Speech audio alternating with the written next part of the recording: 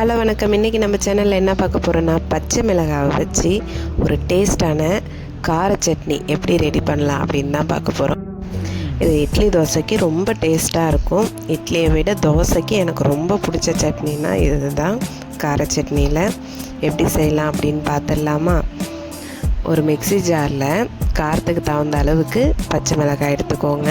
நான் இன்றைக்கி சின்ன வெங்காயம் தான் எடுத்திருக்கேன். பெரிய வெங்காயம் இருந்தாலும் எடுத்துக்கலாம். ஆனால் சின்ன வெங்காயத்தில் செஞ்சோன்னா சட்னி இன்னும் நல்லா டேஸ்ட்டாக இருக்கும். இதை அப்படியே நம்ம அந்த மிக்ஸி ஜாரில் சேர்த்துக்கணும். இது கூட தேவையான அளவுக்கு உப்பு சேர்த்துக்கலாம்.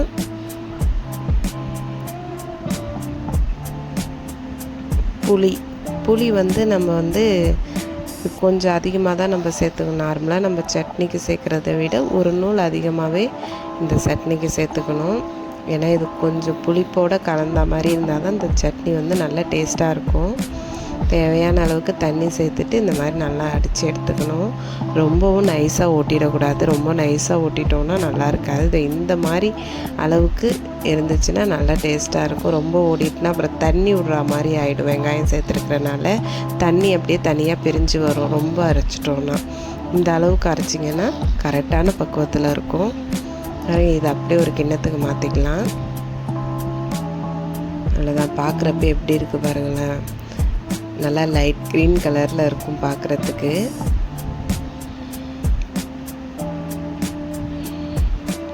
இதை நம்ம தாளிக்காமல் கூட சாப்பிட்லாம். நல்லா தான் இருக்கும். இப்போ தாளிப்பை பார்த்துடலாமா? தாளிப்பு கரண்டி சூடானதும் அதில் கொஞ்சமாக எண்ணெய் சேர்த்துக்கலாம். எண்ணெய் நல்லா சூடானதுக்கப்புறம் இது கூட கடுகும் உளுத்தம் பருப்பும் மட்டும்தான் நம்ம சேர்க்க போகிறோம். வேறு எதுவும் தேவையில்லை. உங்களுக்கு பிடிச்சிருந்ததுன்னா கருவேப்பிலை கூட ஒரு கொத்து சேர்த்துக்கலாம் நீங்கள். அவ்வளோதான். இதை அப்படியே நம்ம சட்னிக்கு மாற்றிக்கலாம். பாருங்க, இது கூட சேர்த்துட்டு அப்படியே நம்ம கிண்டி விட்டுற வேண்டியதுதான். அவ்வளோதாங்க. ஒரு 5 நிமிஷம் கூட தேவையில்லை இந்த சட்னி ரெடி பண்ணுறதுக்கு. அவ்வளோ சீக்கிரம் ரெடி பண்ணக்கூடிய சட்னி தான் இது. டேஸ்ட்டு பார்த்துக்கிட்டிங்கன்னா அவ்வளோ சூப்பராக இருக்கும். இட்லி தோசை எல்லாத்துக்குமே சூப்பராக இருக்கும். தோசைக்கு சொல்லவே வேணாம். ஒரு நாள் இதை மாதிரி வச்சு சாப்பிட்டு பாருங்கள். உங்களுக்குமே இந்த சட்னி ரொம்ப பிடிக்கும். வீடியோ பிடிச்சிருந்ததுன்னா லைக் பண்ணுங்கள், ஷேர் பண்ணுங்கள். மறக்காமல் நம்ம சேனலை சப்ஸ்கிரைப் பண்ணுங்கள். இந்த மாதிரி டெய்லி ஒரு வீடியோ நம்ம சேனலில் வரும்.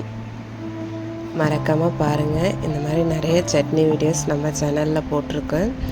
வேணுங்கிறவங்க செக் பண்ணி பாருங்கள். அவ்வளோதான் ஃப்ரெண்ட்ஸ். நாளைக்கு இன்னொரு வீடியோவில் பார்க்கலாம். தேங்க்யூ.